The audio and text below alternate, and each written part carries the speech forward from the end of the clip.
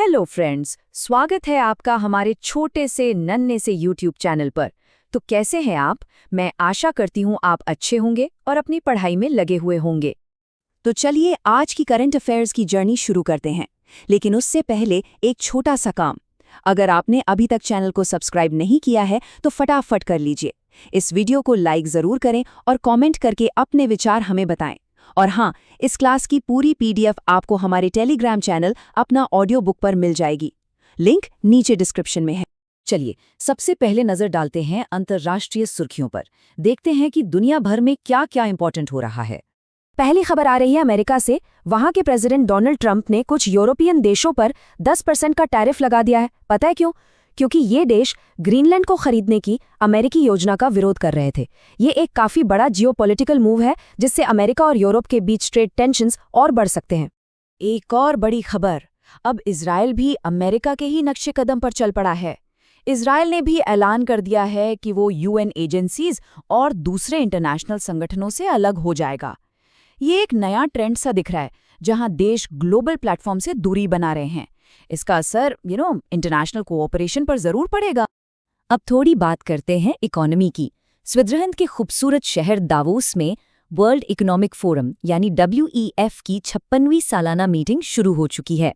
ये वो प्लेटफॉर्म है जहां दुनिया भर के टॉप लीडर्स और बिजनेस टाइकून्स आते हैं और फ्यूचर की आर्थिक चुनौतियों पर बात करते हैं।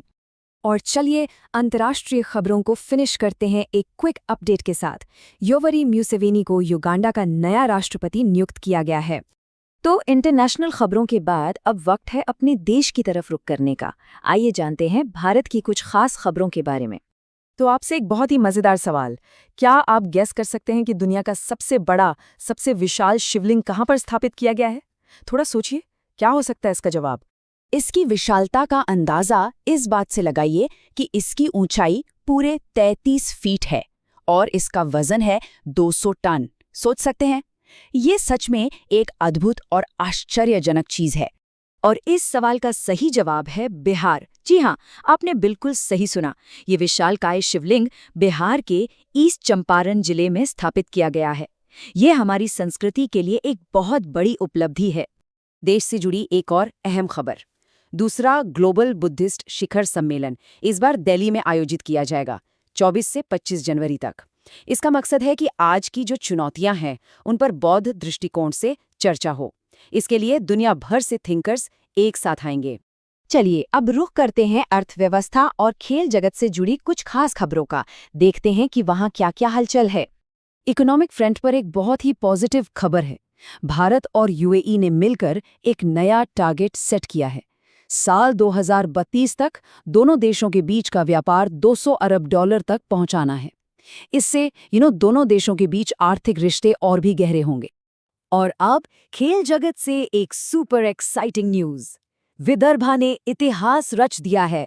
जी हाँ, सौराष्ट्र को फाइनल में हराकर विदर्भा ने पहली बार विजय हजारे ट्रॉफी 2026 का खिताब अपने नाम कर लिया है। उनके लिए ये एक ऐतिहासिक जीत है फॉर श्योर। अब चलते हैं हमारे आखिरी सेक्शन की तरफ। यहाँ हम बात करेंगे कला और संस्कृति जगत से जुड़ी कुछ खास खबरों की।